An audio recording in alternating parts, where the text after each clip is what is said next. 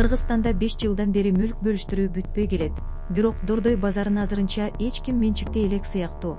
Биз бул кандайча деп ойлонуп, анан базардын кожоюндарынын юридикалык жактарын кылдат карап чыктык. Бул жакшы идея болгон экен. Анткени Борбор Азиядагы ири базарлардын биринин кожоюндары азырынча алмаша элек.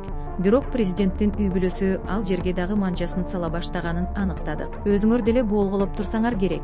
Бул жерде дагы баары базардын кожоюндары УКМКга кирип чыккандан кийин башталган.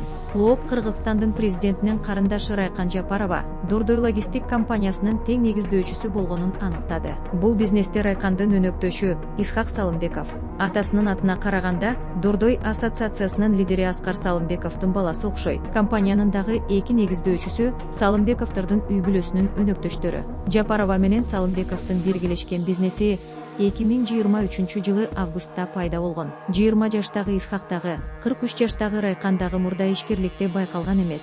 Бирок үй бүлөлүк бизнестин ондогон фирмалары катталган. Дордойдун башчысынын иниси Эркин Салымбековду көпчүлүк таанып калды. 2021 жылы УКМК Эркин Салымбековду баждагы мыйзамсыз схемаларга айыптап кармаган. Бир айдан кийин ал бюджетке 100 миллион сом төлөп берген соң бошотулган, бирок козголгон иш кыскарды деген маалымат чыккан эмес. Бир жылдан кийин Салымбековдордун бизнесине Райкан Жапарова кошулган. Жапаровдор Дордойго тапталган пластикалык жол менен кирген сыяктуу. Ага ылайык ири бизнесмендер тизого камалат. Анан эле президенттин жакындары аларга компаньон болуп чыга келет. Же болбосо бизнесин толук ээлеп алат. Клооп бул схема тууралуу көп жолу баяндап берген.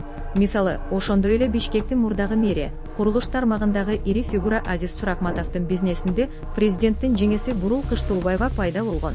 Ушул эле жеңеси Александр Полянскийдин Мадина базарынын жанындагы жиби заводунун кожоюнунун үй бүлөсүнүн компаньонуна айланган. Кийин Полянский бизнесинен кол жууп, ал эми заводдун аймагын жаңы кожоюндар Сан-Сити менен бириктирип, курулуш иштерин башташкан. Базардын жаңы кожоюндары президенттин жакын чөйрөсүнүн өкүлдөрү.